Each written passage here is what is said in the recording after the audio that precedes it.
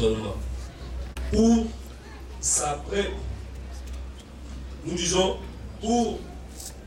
nous disons à l'Église, premièrement, félicitations. Un travail ne peut se réaliser avec le concours de bonne volonté dont les fidèles kimbanguistes viennent de nous faire la preuve. Les fléaux de la division avaient encore mordi l'église kimbanguiste, comme avait dit le jour de l'inauguration avec le préfet de la ville.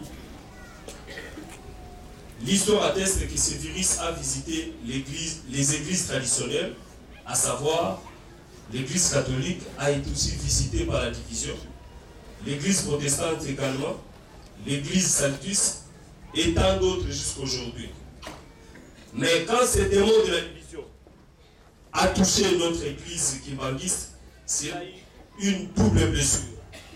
Double blessure parce que ce n'est pas seulement la séparation spirituelle, mais encore, c'est aussi la séparation de la chair, c'est-à-dire les sangs. Car les frères et sœurs, ici d'une même hérédité sacrée, possédant le même pouvoir, se sont séparés par ces démons de la division.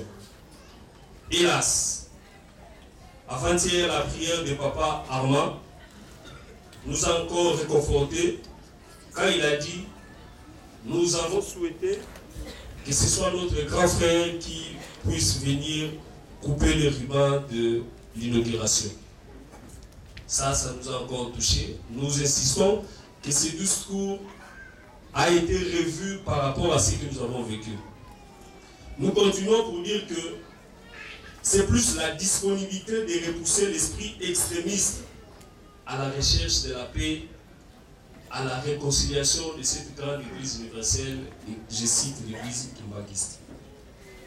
Pour ne pas raviver la plaie que cherchent à entretenir certains, qui pour la plupart ne connaissent pas l'histoire de l'église kimbanguiste, au regard du climat de convivialité que nous avons trouvé ici, entre nos papas, mais surtout entre nos papas et l'église en soi, nous sommes tombés dans l'admiration pour les féliciter davantage. Quelle image, quelle humilité, quel message, autant de questions qui bouillonnent dans l'esprit, bref, c'est édifiant. La réconciliation, disait le préfet de la ville, est encore possible. Les frères et sœurs peuvent encore jusqu'aujourd'hui, puisqu'il y a l'espoir, se serrer les mains, les sincères et fraternelles accolades avec aucun intermédiaire peut encore se réaliser. Notre souhait le plus ardent, c'est de voir ces grands jours.